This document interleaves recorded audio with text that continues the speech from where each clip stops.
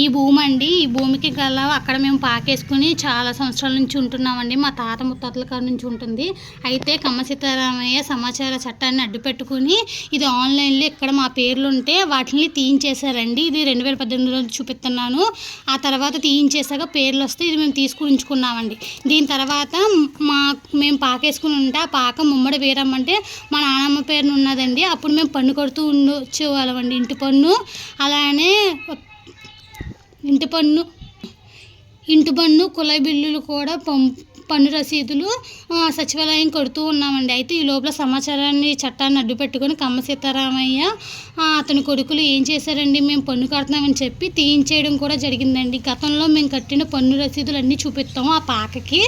ఇదిగోండి, చల్లచింతలపూడి గ్రామంలో ఇంటి పన్ను నోటీసులు అండి. ఇదిగోండి ఇక్కడ ఉంది ముమ్మడి వీరమ్మ అంటే ఇది మా నాన్నమ్మ గారండి. ఇంటి పన్ను కట్టామండి. ఇది 2016లో ఇది చూపిస్తున్నాను.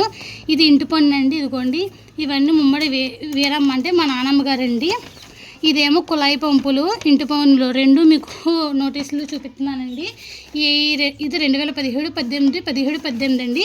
ఇది కూడా 17-18లో కట్టినవి. ఇంకా ఉండాలి, మిగతావి కూడా ఎక్కడున్నాయో చూసి పెడతామండి.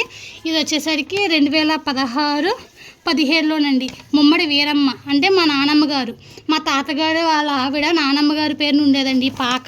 అప్పుడు పన్ను అన్నీ కడుతుంటే ఈయన సమాచారం చట్టాన్ని అడ్డుపెట్టుకుని కమ్మ సీతారామయ్య పన్నులు కట్టించుకోవడం కూడా ఆప్ చేసేయడం జరిగిందండి. మేము ఎన్నిసార్లు పీజీఆర్ఎస్లో పెట్టినా కూడా మాది కట్టించుకోకుండా రీసెంట్గా తీసేయడం జరిగిందండి. ఈ విధంగా కమ్మ సీతారామయ్య రాజకీయాన్ని అడ్డం పెట్టుకుని సమాచార చట్టాన్ని అడ్డు పెట్టుకుని ఇన్ని రకాలుగా మమ్మల్ని చాలా రకాలుగా ఇబ్బంది పెడుతూనే ఉన్నారండి.